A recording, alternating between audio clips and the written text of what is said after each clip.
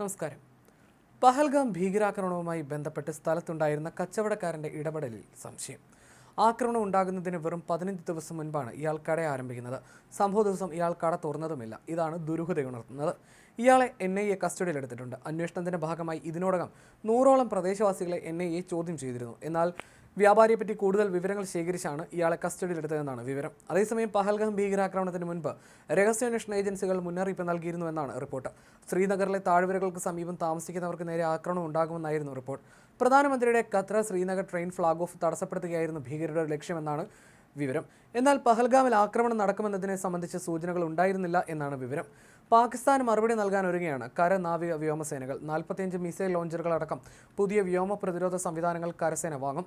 അറബിക്കടലിൽ എല്ലാ തയ്യാറെടുപ്പും പൂർത്തീകരിച്ച പടക്കപ്പലുകളുടെ ചിത്രം നാവികസേന പുറത്തുവിട്ടിട്ടുണ്ട്. ഗംഗ അതിവേഗ പാതയിൽ രാത്രിയിലും യുദ്ധവിമാനങ്ങളുടെ ലാൻഡിംഗ് വ്യോമസേന നടത്തി. ഇന്ത്യയും പാകിസ്ഥാനും തമ്മിൽ യുദ്ധ സാഹചര്യം നിലനിൽക്കുന്നതിനിടയിലാണ് കരസേന പുതിയ വ്യോമ പ്രതിരോധ സംവിധാനങ്ങൾ വാങ്ങുന്നത്.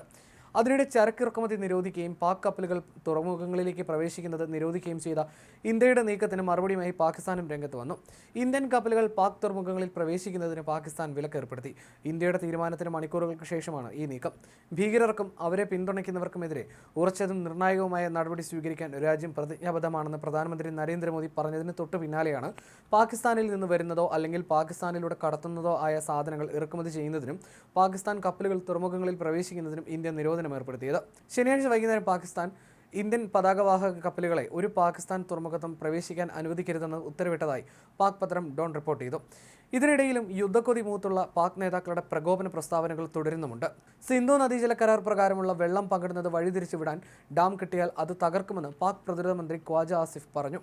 പഹൽഗാം ഭീകരാക്രമണങ്ങളുടെ പശ്ചാത്തലത്തിലാണ് പാകിസ്ഥാനിലെ 80% കൃഷിഭൂമിയെ നനയ്ക്കുന്ന സിന്ധു നദീജല കരാർ ഇന്ത്യ മരവിപ്പിച്ചത്. പാകിസ്ഥാൻ അർഹതപ്പെട്ട വെള്ളം വഴിതിരിച്ചുവിട്ടാൽ അത് ആക്രമണമായി കണക്കാക്കുമെന്നാണ് പാക് പ്രതിരോധ മന്ത്രി ഒരു അഭിമുഖത്തിൽ നിലപാട് വ്യക്തമാക്കിയത്. സിന്ധു നദിയിൽ അണക്കെട്ടുകൾ നിർമ്മിക്കാൻ ഇന്ത്യ നീക്കം നടത്തിയാൽ എന്തായിരിക്കും പാക് പ്രതികരണം എന്ന ചോദ്യത്തിനാണ് ആസിഫ് മറുപടി നൽകിയത്. അത് തീർച്ചയായും പാകിസ്ഥാനെതിരെയുള്ള ആക്രമണമായിരിക്കും. ഇന്ത്യ അത്തരമൊരു നിർമ്മിതിക്ക് മുതിർന്നാൽ പാകിസ്ഥാൻ അത് തകർക്കുമെന്ന് അദ്ദേഹം പറഞ്ഞു. അതേസമയം പാകിസ്ഥാനികളുടെ ഭയമാണ് ഈ പൊള്ളയായ ഭീഷണികൾ തെളിയിക്കുന്നതെന്ന് BJP ദേശീയ വക്താവ് ഷാനവാസ് ഹുസൈൻ പ്രതികരിച്ചു. ഖ്വാജ ആസിഫ് ആകെ പരിഭ്രാന്തനാണ്. അദ്ദേഹം പാക് പ്രതിരോധ മന്ത്രിയാണെങ്കിലും അദ്ദേഹത്തിന് അവിടുത്തെ കാര്യങ്ങളിൽ ഒരു നിയന്ത്രണവുമില്ല. അദ്ദേഹം വെറുതെ പ്രസ്താവന മന്ത്രി മാത്രമാണ്. തുടർച്ചയായ പൊള്ളയായ ഭീഷണികൾ മുഴക്കുകയാണ്. പാകിസ്ഥാനികൾക്കിടയിലെ ഭയം വ്യക്തമാണ്. അവർക്ക് രാത്രിയിൽ ഉറക്കം നഷ്ടപ്പെട്ടിരിക്കുന്നുവെന്ന് ഹുസൈൻ മാധ്യമങ്ങളോട് പറഞ്ഞു. സിന്ധു നദീജല കരാർ പ്രകാരം പാകിസ്ഥാൻ ഒരു തുള്ളി വെള്ളം കൊടുക്കില്ലെന്ന് ജലശക്തി മന്ത്രി CR പാട്ടീൽ ഏതാനും ദിവസം മുമ്പ് വ്യക്തമാക്കിയിരുന്നു.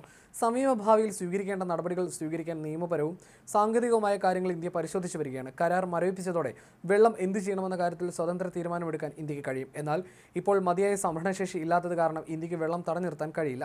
നിലവിലുള്ള അണക്കെട്ടുകൾക്ക് അധിക ജലം സംഭരിക്കാനോ തടയാനോ സാധ്യമല്ല. വെള്ളം തടയാനുള്ള ഏതു നീക്കവും യുദ്ധപ്രവൃത്തിയായി കണക്കാക്കുമെന്ന് പാക് പ്രധാനമന്ത്രി ഷഹബാസ് ഷെരീഫും പറഞ്ഞിരുന്നു.